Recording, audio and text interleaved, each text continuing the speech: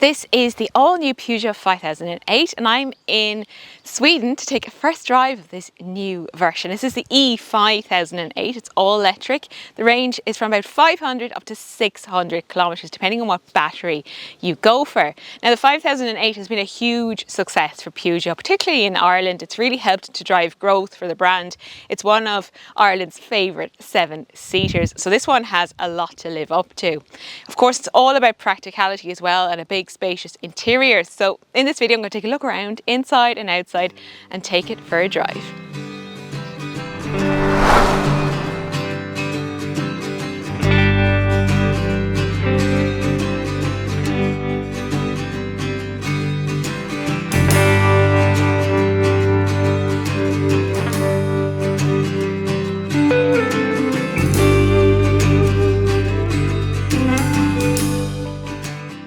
Peugeot's on a charge to go all electric by 2030, and this is the next chapter in their electrification story.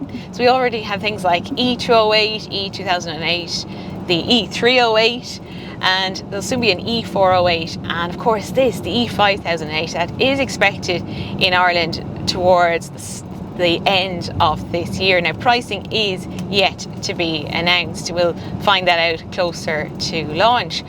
Now the 5008 has been a huge success for Peugeot. It's been sold with fuel engines to date, so petrol and diesel. So this kind of reinvents it a little bit. So there's an all new platform. You've got the all electric version, range between 500 and 660 kilometres in its top form. There's also going to be a mild hybrid petrol automatic and a new plug-in hybrid, and that's going to have an EV driving range of about 80 kilometres. So there is going to be a little bit of choice here in the 5008 range. You can definitely see the family resemblance to the 3008, so it gets this very feline styling. They've tried to make it a little bit more aggressive, a bit more like a lion in full attack mode. Claw-like daytime running lights, the LED headlights, this black strip that connects the lights with 5008 written across that. 6 different colours. This one is in Garrow Blue. This is built on the Stellantis Group's Stella medium platform, and you can see that it's actually longer, wider and a bit taller than the previous 5008. And also of course it's got this extra length over the 3008 because you've got 2 extra seats in here. This one is a GT, so it's got the black around the wheel arches, the black wing mirror caps and those aerodynamically styled wheels, 19 or 20 inch wheels. So to be honest, I think it's so stylish. I think this new look is great on the 5008. Then charging, you've got fast charging capabilities. 11 kilowatt is standard. You can upgrade to 22 kilowatt. And then there's also DC fast charging up to 160 kilowatt. So 20 to 80% charge in about 30 minutes. And it's different here at the back to, for example, the new 3008. It's gone for more of a coupe sloping roofline, whereas this is kind of the traditional boxy silhouette of an SUV. When all 5 seats are in place, there's about 750 litres of boot space, so it's absolutely huge. And even in 7-seat mode, there's a bit more space than before, and also a clever under storage area where you can also store the charging cables and the parcel shelf. What I'm driving here today is, I suppose, kind of an entry model. So it's 73 kilowatt hour battery. The range is rated about 502 kilometres. There's a 210 horsepower motor sending power to the front wheels. It's not going to throw you back in your seat every time you touch the accelerator, but for a family car that's just really about transporting the family around in comfort, it's fine. It really is. You've got this compact steering wheel, so it does feel quite nifty and manoeuvrable. Comfort wise, we've been testing it on these Swedish roads. It doesn't seem too brittle or firm on first impressions, but the real test of that will be on, of course, an Irish rural road. Refinement levels seem very good. There is a nice quality feel to this car, and that's a theme that's continued from the E-3008. They do sit on the same platform. A heat pump is included as standard. There's also battery preconditioning, and you can find your nearest charge point through the navigation system. There are also paddles behind the steering wheel to adjust regenerative braking.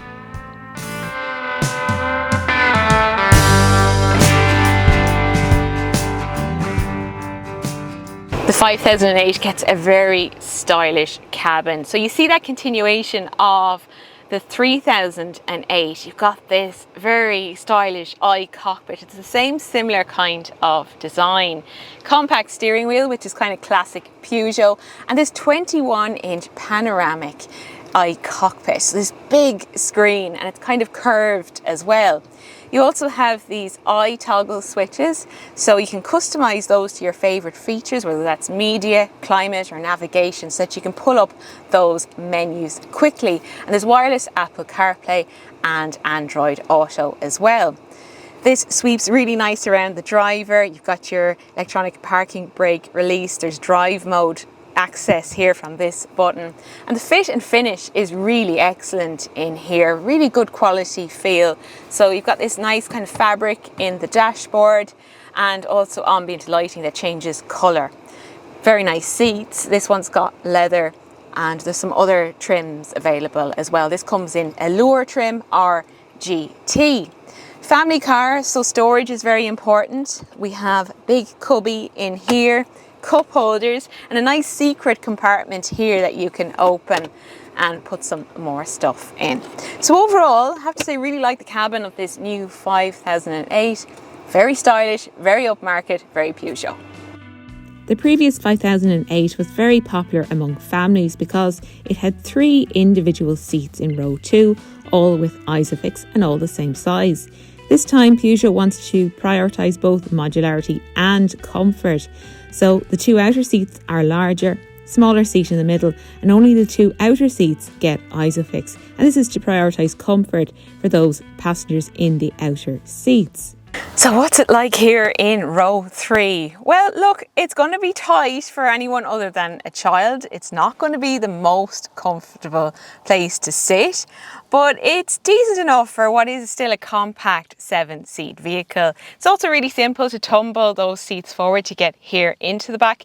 You can also move those forward and back, so to make a little bit more space for whoever is back here. But yeah, a little bit claustrophobic. It's not quite Kia EV9 levels of space, but I'd say when you look at the price of this car and that it is compact, it will make a lot more sense. And these really are for occasional use or for children. So that's all for the cabin of the new Peugeot E-5008. You can read more over on changinglanes.ie. I left a link in the description below the video. So thanks for watching, and I'll see you soon.